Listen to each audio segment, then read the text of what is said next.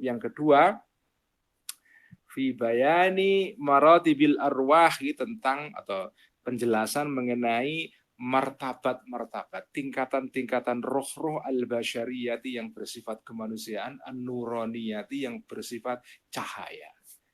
Jiwa manusia itu cahaya. Nah, itu ada martabat-martabatnya. Idh bima'rifatiha, karena dengan mengetahui tingkatan-tingkatan jiwa manusia yang berupa cahaya ini, tu'rafu bisa diketahui amthilatul Qur'ani, perlambang-perlambang Quran. Karena Quran itu isinya banyak perlambangnya.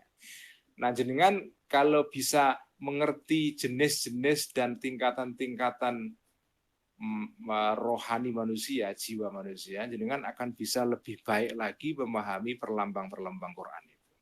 Fal awalu, maka yang pertama minha, ini menarik banget ini ya. Ini semacam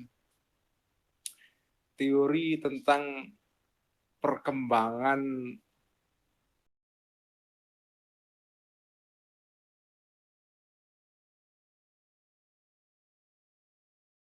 apa ya, jiwa manusia.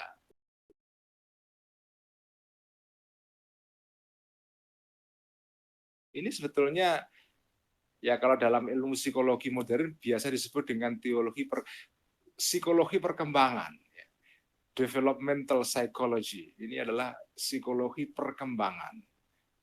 Manusia itu kan jiwanya itu kan berkembang itu. Dari bayi, anak-anak, remaja, dewasa, tua. Itu jiwa manusia itu tidak statis, itu tidak sama ya.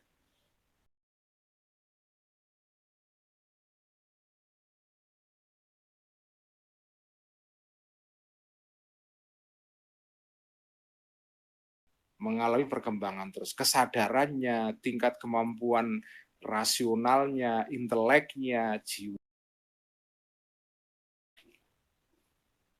Nah, ini kita masuk kepada pembahasan psikologi sebetulnya. Nah, spesifiknya lebih khususnya berbicara mengenai soal martabat tingkatan-tingkatan roh manusia. Fal awal, maka yang pertama minha dari al-arwah al-basyariyah tadi itu ar-ruhul hassas. Roh yang bersifat mengindera ya. Mengindera. Roh yang kemampuannya adalah untuk mengindera. Melihat, mendengar. Tentu saja alatnya mengindera itu mata, telinga, hidung, dan seterusnya. Tetapi kemampuan untuk mengindera itu ada di roh, bukan di mata. Jadi itu namanya roh itu. Roh itu adalah kemampuan mental, kemampuan jiwa. Nah, roh yang pertama itu namanya ar-ruhul hassas, roh yang punya kemampuan mengindera.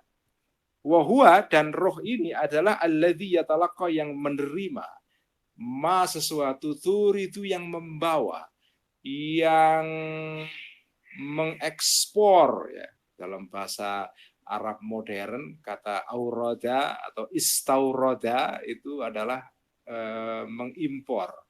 Kalau auroda mengekspor. Kalau kita mengatakan misalnya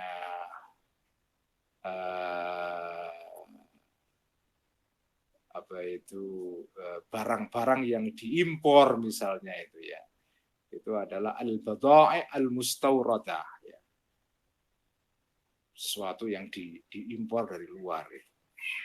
Bahasa Arab modern itu kadang-kadang mengalami perkembangan makna yang berbeda dari makna dalam bahasa Arab klasik ya. Turidu yang mengekspor ya kepada ma ini al hawasul khamsu, indera yang 5 itu. Indera yang kelima itu kan ketika dia mengindera itu sesuatu itu dikirim ke roh itu. Kita melihat, kita mendengar, kita membaui, mencium, membaui, meraba itu ya. Itu data-data yang diperoleh melalui indera-indera kita ini. Ketika kita melihat itu ya, itu kan ada memori yang tercetak di dalam jiwa kita. Nah, kemampuan untuk menangkap data-data yang diindera oleh indera kita yang 5 itu, panca indera itu namanya ar-ruhul hassas. Ini roh tingkat pertama. Ini pelajaran menarik ini. Roh pertama adalah ar-ruhul hassas.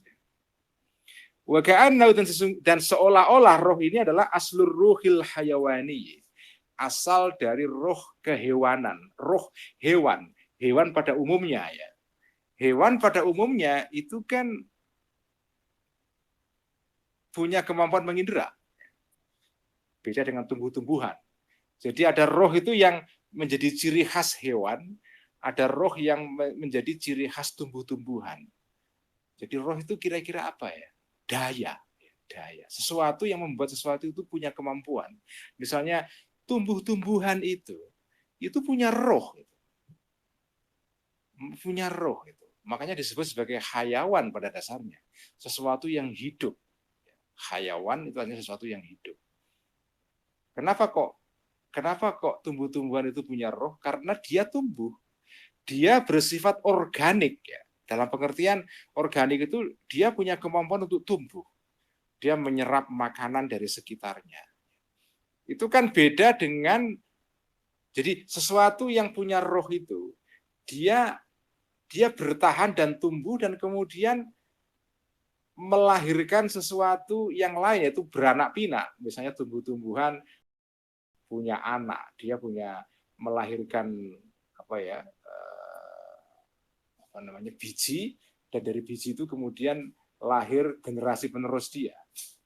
Beda dengan batu misalnya, batu itu kan tidak punya roh itu,